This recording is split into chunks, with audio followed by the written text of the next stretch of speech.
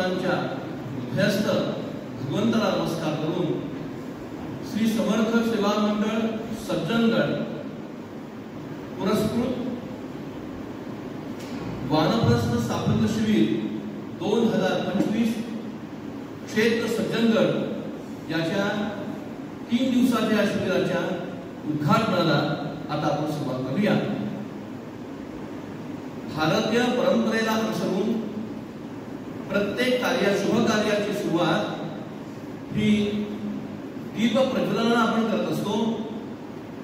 या असणाऱ्या शिबिरामध्ये असणारे जे मान्यवर आहेत त्यांचा परिचय आपल्याला नंतर प्रसंगाला अनुसरून करून दिला जाईल, पण तरी देखील जे मान्यवर आहेत समर्थ भक्त समर्थ सेवा मंडळाचे कार्यवाह योगेश कुमार रामदासी, समर्थ भक्त अजय कुमार रामदासी, समर्थ भक्त बुद्धादेवी दिवलकर, समर्थ भक्त भारतीताई काळे याला विनंती करतो की त्यांनी येऊन दीप प्रज्वलनाने कार्यक्रमाची सुरुवात करावी।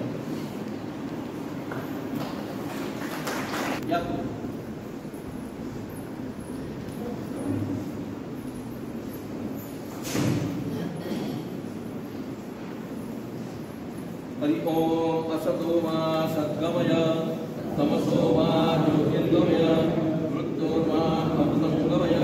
ओम सहना भवतु सहनौ भुनक्तु सह वीर्यं तेजस्विनावधीतमस्तु मा विद्विषावहै।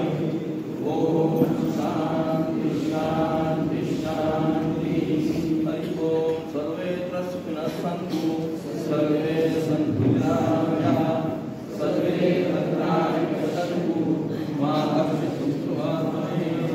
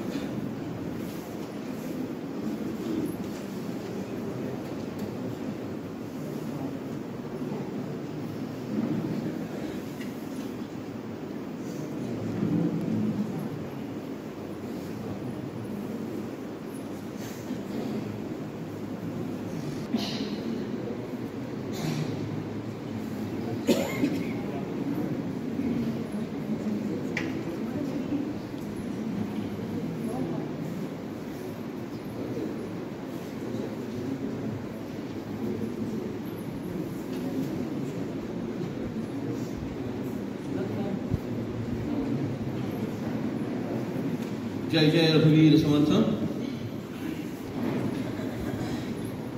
समर्थ सेवा मंडळ सज्जनगडचे जे काही विविध उपक्रम चालू असतात, नुकतीच समर्थ सेवा मंडळाला 75 वर्ष पूर्ण झाली।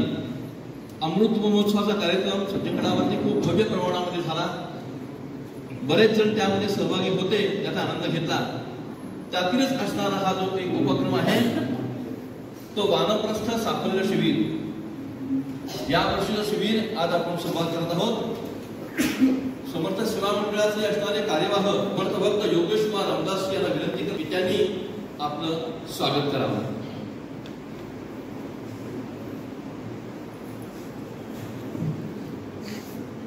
जय जय रघुवीर समर्थ। जमलेल्या सर्व समर्थ भक्तांना नम्र अभिवादन करतो। समर्थ सेवा मंडळाबद्दल आता त्याने सांगितलं 75 वर्ष पूर्ण झाली। अमृत महोत्सवीय सोहळा आपण इथे मोठ्या प्रमाणात नोव्हेंबर महिन्यात साजरा केला आणि ते समर्थ सेवा मंडळाच्या YouTube चॅनलला झालेले सर्व कार्यक्रम उपलब्ध आहेत। मोठी यज्ञशाळा बांधलेली होती, त्याचे यज्ञशाळेचे यज्ञ मंडप अजून तसेच मागच्या बाजूला आहे त्याच ठिकाणी ठेवलेले आहेत।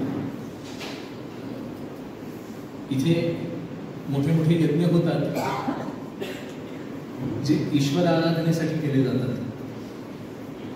आता हा जो ईश्वर आहे तो आपल्या सर्वांच्या ठिकाणी विद्यमान आहे, म्हणून ज्ञानयज्ञही इथे केले जातात। त्यापैकी एक ज्ञानयज्ञ आपण आज प्रारंभ करत आहोत। ह्या ज्ञानयज्ञामध्ये आपण सर्वजण सहभागी होत आहोत। तेव्हा शुचिता सांभाळणे हे आपल्या हातात आहे. यज्ञाचं बळ देणं हे भगवंताच्या हातात आहे.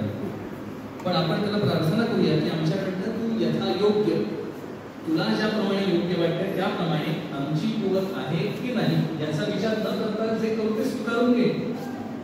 थोडक्यात बॉल त्याच्या पार्ट्यात टाकला आपण म्हणतो सोपं आहे की नाही काम.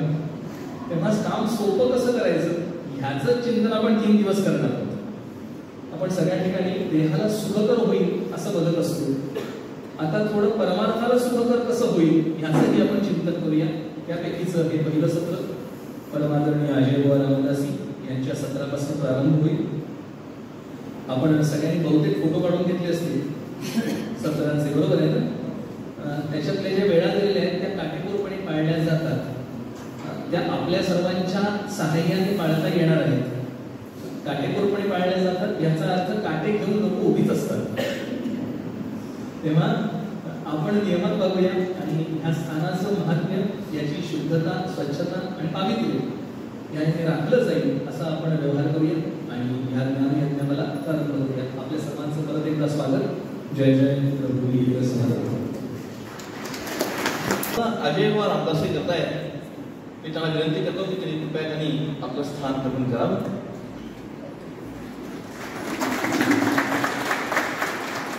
अजय भगवान समर्थभक्त अजय भगवानचा परिचय आपल्या सर्वांना नवीन नाही.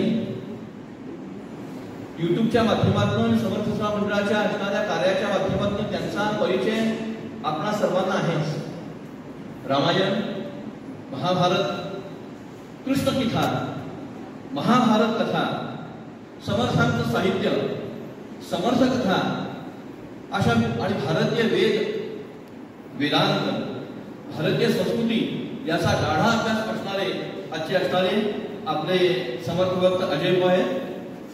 त्यांचा परिचय खूप मोठा आहे, पण वेळेची मर्यादा आपण आताच समर्थभक्त योगेश भाऊंनी सांगितलं, वेळेची मर्यादा आपण पाळायची आहे.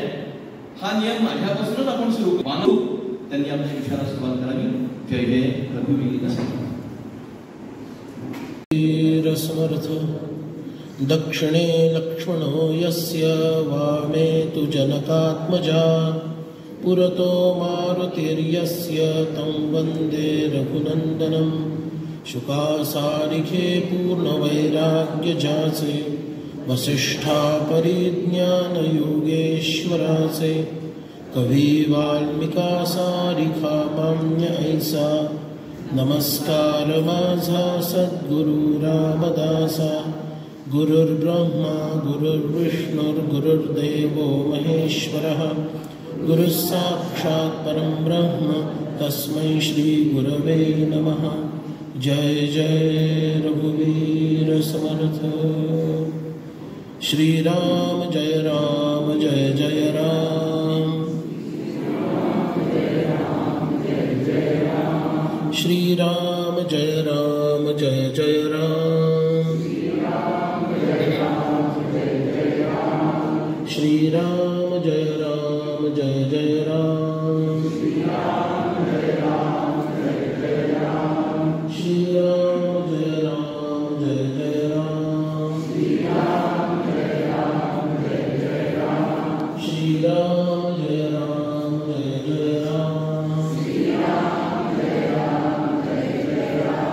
श्री राम जय राम जय जय राम. श्री राम जय समर्थ. श्रीराम.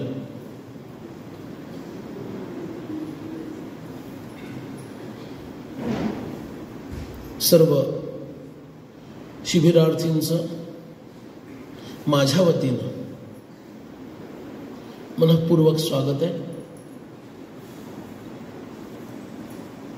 वक्त्यानं स्वागत केलं की श्रोत्याचं स्वगत आतल्या आतच राहतं. नंतर माझं स्वगत तू ऐक असं म्हणणं चालू झालं तर वक्त्यांनी बोलायचं कोणाशी, म्हणून आधी स्वागत केलेलं चांगलं. त्या नियमानं स्वागत झालेलं आहे. पहिल्यांदाच येत आहोत. त्यांची संख्या लक्षणीय आहे. आता दुसऱ्यांदा येणारे किती लोक आहेत?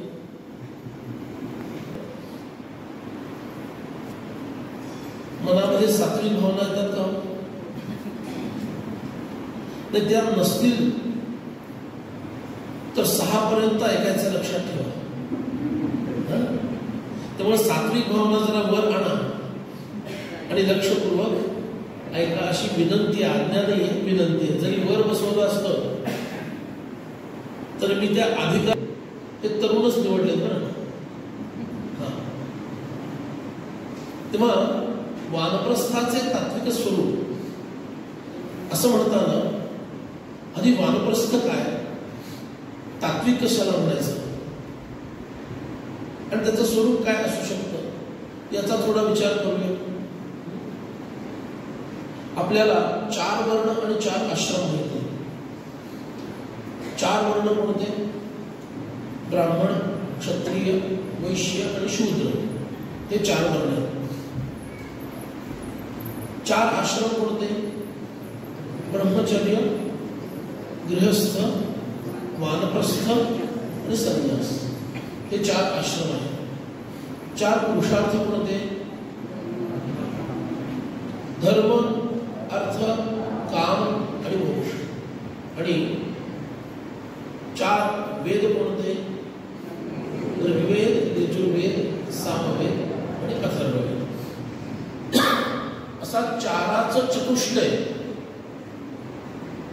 म्हणजे हिंदू संस्कृती आहे. आपण हिंदू आहोत म्हणजे काय? या 4च्या चतुष्टयाच्या मध्ये राहणारे लोक हिंदू आहेत. आणि याच्या बाहेर जे राहतात त्यांना हिंदू म्हणता येत नाही.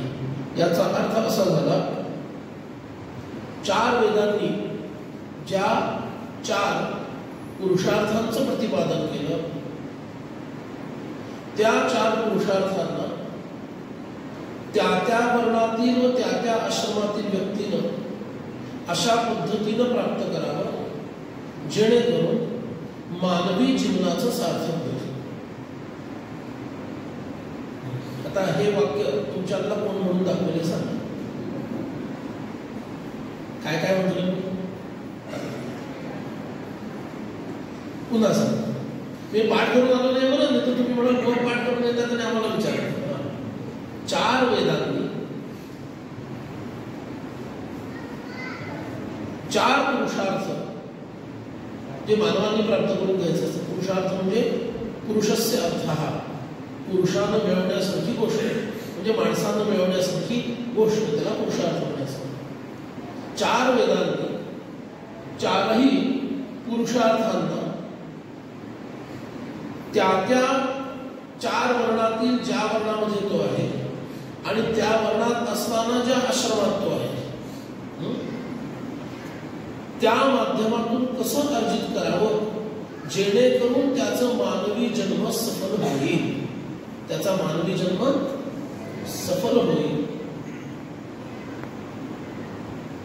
ह्या पद्धतीनं आपलं जीवन आपल्याला जगता आलं पाहिजे. तुमच्या शिबिराचं नाव काय? वानप्रस्थ साफल्य शिबिर. गटाकडे पाहता वानप्रस्थामध्ये असायला हवं असं वागणाऱ्यांपैकी तुम्ही लोक आहात. खरं की खोटं सांगा, आहे ना? तुम्ही जर उत्तर न द्याल ना तर आपलं 6च्या 6.5 होते, सोडणार नाही तुम्हाला. मी काय म्हटलं, तुम्हाला 2 गोष्टी दिल्या आमच्या त्यांनी जो हे पाठवला तुम्हाला फॉर्म. त्या फॉर्म मध्ये 2 मुख्य गोष्टी होत्या. कोणत्या? नाव वानप्रस्थ साफल्य शिबिर आणि दुसरं काय होतं? वयोगट. आता वयोगटाकडे बघून किती लोकांनी फॉर्म भरले ते सांगा आणि वानप्रस्थ हा शब्द ऐकून पाहून किती लोकांनी फॉर्म भरले ते मला सांगा.